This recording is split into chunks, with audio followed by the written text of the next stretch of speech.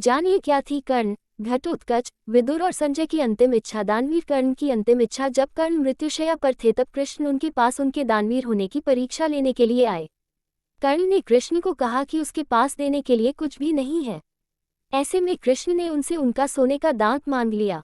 कर्ण ने अपने समीप पड़े पत्थर को उठाया और उससे अपना दांत तोड़कर कृष्ण को दे दिया। कर्ण ने एक बार फिर अपने दानवीर होने का प्रमाण दिया, जिससे कृष्ण काफी प्रभावित हुए।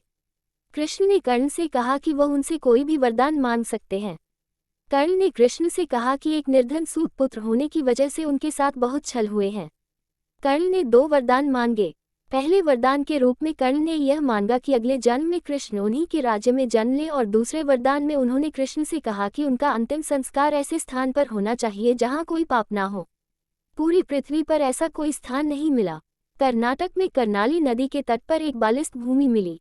उसी भूमि पर कृष्ण ने अपने हाथ की कोहनी टिकाकर कृष्ण ने कर्ण का अंतिम संस्कार। भीम पुत्र घटोत्कच की अंतिम इच्छा। युद्ध भूमि में श्री कृष्ण ने घटोत्कच से कहा, पुत्र तुम मुझको बहुत प्रिय हो, युद्ध में जाने से पहले तुम मुझसे कोई वरदान मांग लो। घटोत्कच ने कहा, प्रभु युद्ध में मेरी मृत्यु भी हो सकती है। हे प्रभु, यदि मैं वीरगति को प्राप्त करूं तो मेरे मरे हुए शरीर को ना भूमि को समर्पित करना, ना जल में प्रवाहित करना, ना अग्निदाह करना। मेरे इस तन के मांस, त्वचा, आंखें, हृदय आदि को वायु रूप में परिवर्तित करके अपनी एक फूंक से आकाश में उड़ा देना। प्रभु आपका एक नाम घनश्याम है, मुझे उसी घनश्याम में मिला देना, और मेरे शरीर के कंकाल को पृथ्वी पे स्थापित कर देना। आने वाले समय में मेरा ये कंकाल महाभारत युद्ध का साक्षी बनेगा।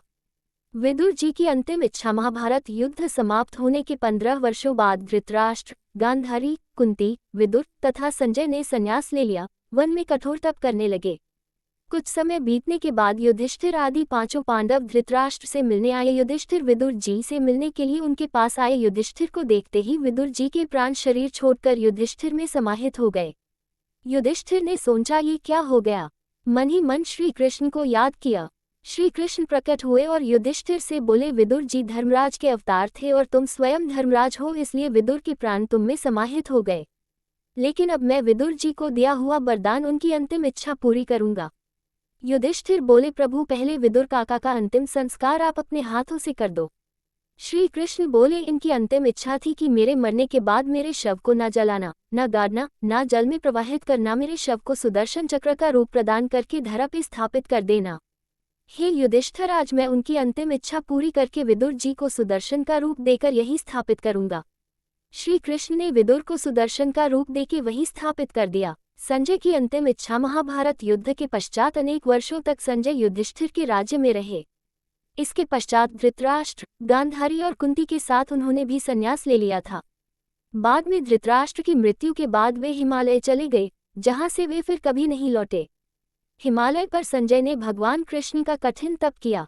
तप से प्रसन्न होकर कृष्ण भगवान प्रकट हुए और संजय से बोले, ये संजय, तुम्हारी तपस्या से मैं बहुत खुश हूँ, आज जो चाहे वो मुझसे मांग लो।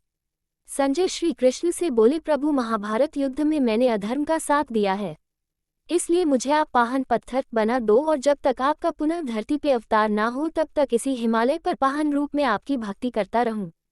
भगवान श्री कृष्ण ने संजय को अपने शालग्राम रूप में परिवर्तित करके हिमालय पर स्थापित कर दिया।